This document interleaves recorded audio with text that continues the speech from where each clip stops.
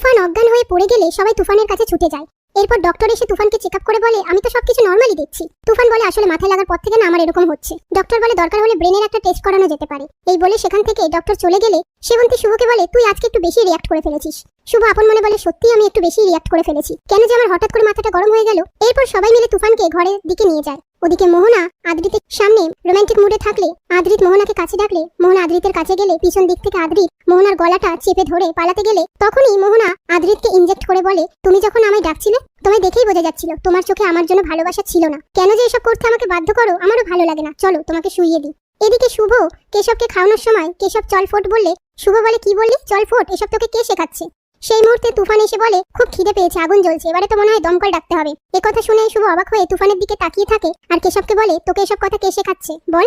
তখনই কেশব তুফানের দিকে আঙুল দেখালে তুফান কেশবকে নিয়ে তড়িঘড়ি করে সেখান থেকে পালিয়ে যায়। পরের দিন সকালবেলায় পাড়ার ছেলেরা পুজোর জন্য রায়বাড়ি অনেক টাকা চাইলে শুভ বলে, আমরা এত টাকা এখন দিতে পারবো না, আর তোমরা তো সবাই জানো আমরা ব্যবসাটাকে দাঁড় করানোর চেষ্টা করছি, পরের বার দেবো। কিন্তু তারা কোনো কথাই শুনতে চায় না। তখনই তুফান এসে ছেলেগুলোকে আরো উস্কে দেয় চাঁদা চাওয়ার জন্য।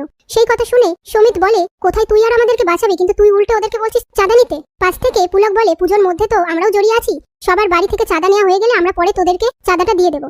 তখনই তুফান পুলককে জেঠু বলে পাড়ার ছেলেদের সাথে চেয়ার আপ করতে থাকলে পুলক বলে, জেঠু? তুফান বলে, আরে তোদের জেঠু আমার বাবা, এই বলে কথাটা ঘুরিয়ে দেয়। তারপর সবাই সেখান থেকে চলে গেলে তুফান আপন মনে বলে, সবাই চাঁদা তুলবে আর আমি ঘরে বসে থাকবো, কিছুতেই না। এরপর শুভকে বলে, আমার একটু কাজ আছে, আমি আসছি, এই বলে সেখান থেকে চলে যায়।